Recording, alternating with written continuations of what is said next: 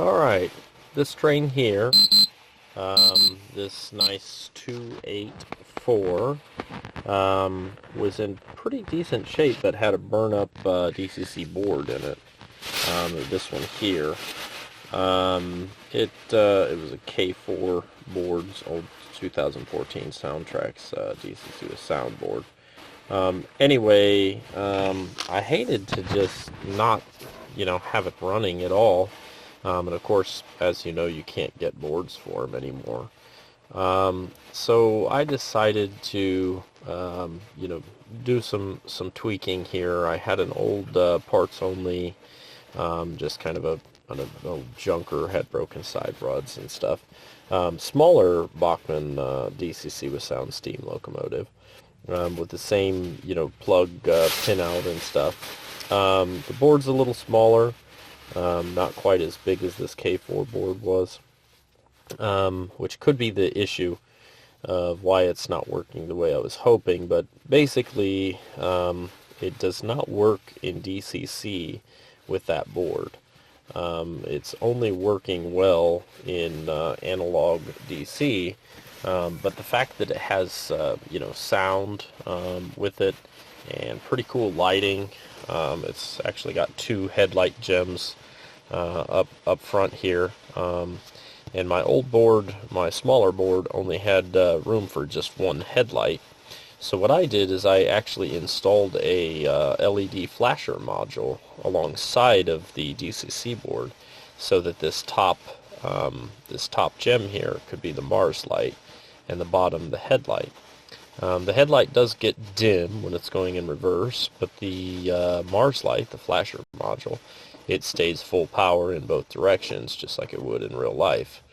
Now, when it goes forward, then the headlight, lights up stronger, and obviously back here in the back, what happens is this little LED light, it's kind of hard to see here, we'll get some better lighting once we start using it, but it comes on when going in reverse, and it goes out when going in forward. And so, that's what's going on with it. It would make a great train for analog DC, but do not plan on using it in DCC mode, because it will not work. I've tested it, I've tried resetting it, and I'm not sure if there's something wrong with that old board I had, or if it's just because it's a bigger locomotive. There might be some sort of power limit on it or something. And so, that maybe would explain why it works just fine in DC, but not in DCC, because when these dual mode decoders are running in DC analog mode, most of the circuitry is being bypassed except for the sound and lighting circuitry. And then the motor gets, ran directly from the track power. So that could be what's going on there.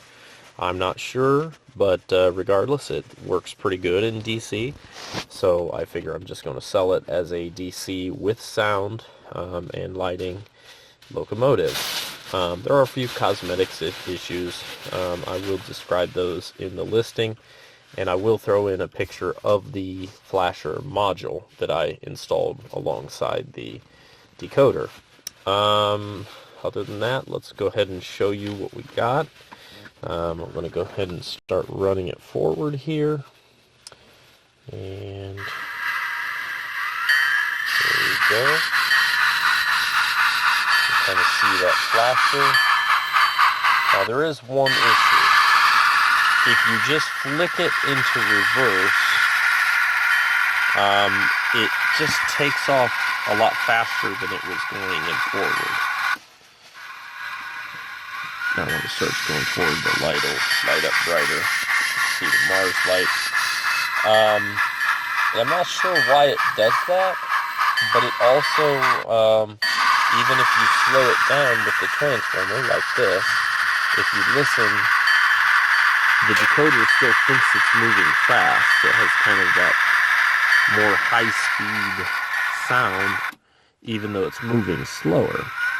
In forward, though, the sound matches the speed perfectly.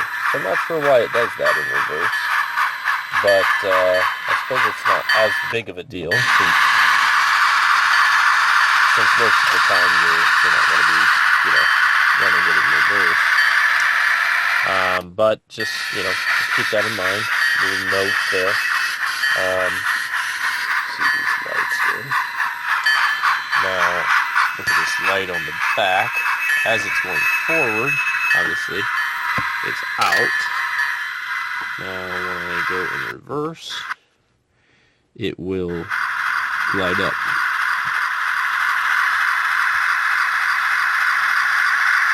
Okay. Now, when I go forward again, it goes out. That's the only real running issue, is that it goes a little faster in reverse when you just flick it into reverse. Now you can slow it down, as you can see, but the sound still keeps going as though it's, going fast. Whereas in forward, it doesn't do that. Anyway, I hope you enjoyed. Thanks a lot, and you guys have a good day.